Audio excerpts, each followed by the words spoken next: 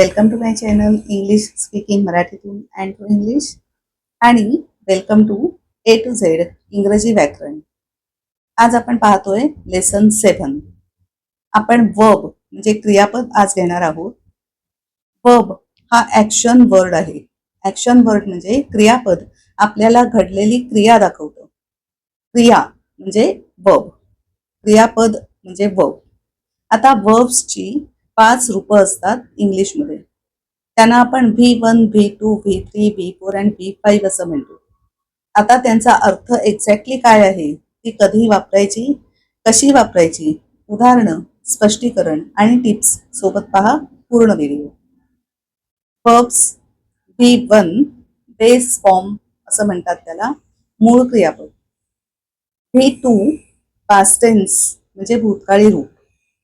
V3 past participle, past participle. V4 present participle, ING वाला form, ING लागतो त्याला शेवटी. V5 S किंवा ES लागलेला फॉर्म म्हणजे रूप, फॉर्म्स म्हणजे रूप. असे ते V1 to V5 असतात. आता एक एक उदाहरणासकट वाक्यात आपण कधी आणि कसे वापरतो ते पाहूया. V1 आज आपण घेऊया प्ले हे क्रियापद. प्ले म्हणजे खेळणे. V1 त्याचं प्ले, PLAY प्ले हा आपण सिंपल प्रेझेंट टेन्समध्ये आय, वी, दे आणि यू असा करता असताना वापरतो. आय, वी, दे आणि यू करता असताना साध्या वर्तमान काळात आपण V1 वापरतो. Example, I play every day. I play every day, मी रोज खेळते किंवा खेळतो. तेव्हा आपण V1 घेतला प्ले. V2 त्याचा प्लेड, PLAYED, ईडी हा प्रत्यय लागतो V2 मध्ये. ते पास्ट टेन्स म्हणजे भूतकाळी रूप आहे. कधी वापरतो, जेव्हा एखादी क्रिया घडली तेव्हा आपण V2 वापरतो भूतकाळात. फॉर एक्झाम्पल, मी काल खेळले किंवा खेळलो. मी काल खेळले किंवा खेळलो. I played yesterday. I played yesterday. आता इथे मी प्लेड, PLAYED हे V2 सेकंड रूप घेतलं, दुसरं रूप घेतलं त्या क्रियापदाचं.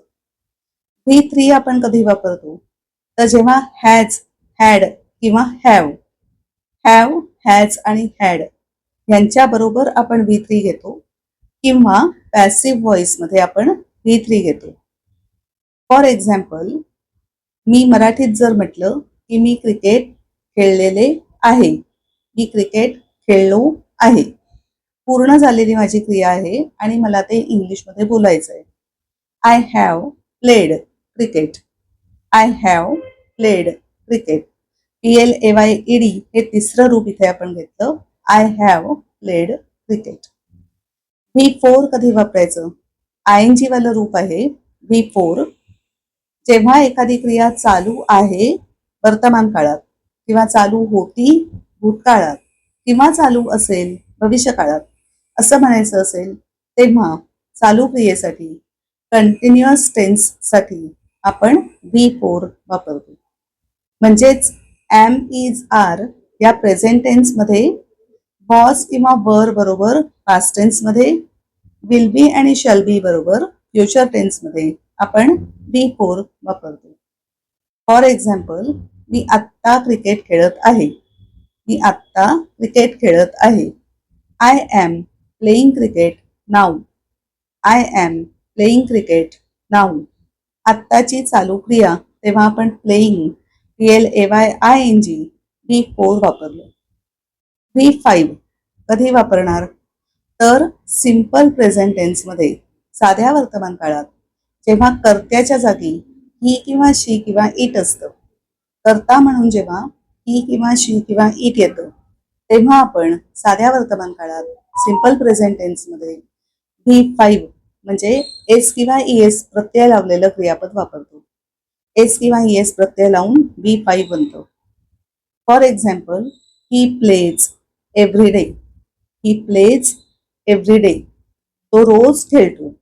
रोजची क्रिया साधा वर्तमान काळ आणि ही हा करता, तेव्हा आपण V5 घेतलं. PLAYS प्लेज V5 आपण असं वापरतो. बघितलं आपण उपयोग कधी वापरायचं ते. 5 उदाहरणं पाहूया V1 to V5 ची. म्हणते मी, माझ्याबरोबर तुम्ही सुद्धा म्हणा, एक रिव्हिजन होऊन जाईल. V1, V2, V3, V4, V5 या क्रमात म्हणते. प्ले म्हणजे खेळणे. Play, played, played, playing, plays. Play, played, played, playing, plays. Help मदत करणे. Help, help, help, helping, helps. Help, help, help, helping, helps. Cook स्वयंपाक करणे. Cook, cook, cook, cooking, cooks. Cook, cook, cooked, cooking, cooks. Walk चालणे. Walk, walked, walked, walking, walks. Walk, walked, walked, walking, walks. Talk बोलणे. Talk, talk, talk, talking, talks. Talk, talk, talk, talking, talks. सगळ्या 5 क्रियापदांमध्ये V2 आणि V3 ला ED हा प्रत्यय आपण लावलाय. 5 क्रियापदांमध्ये या V2 आणि V3 च्या ठिकाणी आपण ईडी हा प्रत्यय लावलाय.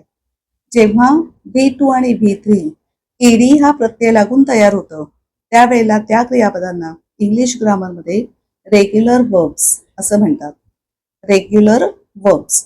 म्हणून आत्ता जी आपण 5 क्रियापदं बोललो, V1 to V5, ती सगळी आहेत रेग्युलर वर्ब्स. आज आपण रेग्युलर वर्ब्स पाहिली, उपयोग पाहिला, कधी वापरायचं V1 to V5 हे पाहिलं. असंच पुढच्या व्हिडिओमध्ये इरेग्युलर वर्ब्स आपण पाहणार आहोत. इरेग्युलर वर्ब्स म्हणजे जेव्हा V2 आणि V3 ला ईडी प्रत्यय न लागता रूपं त्यांची पूर्णपणे वेगळी होतात, बदलतात, तेव्हा त्यांना इरेग्युलर वर्ब्स म्हटलं जातं. तो काय आहे प्रकार हे आपण पुढच्या व्हिडिओमध्ये पाहणार आहोत. सो कीप वॉचिंग माय व्हिडिओज. प्लेलिस्ट आहे इंग्रजी व्याकरण A to Z इंग्रजी व्याकरण.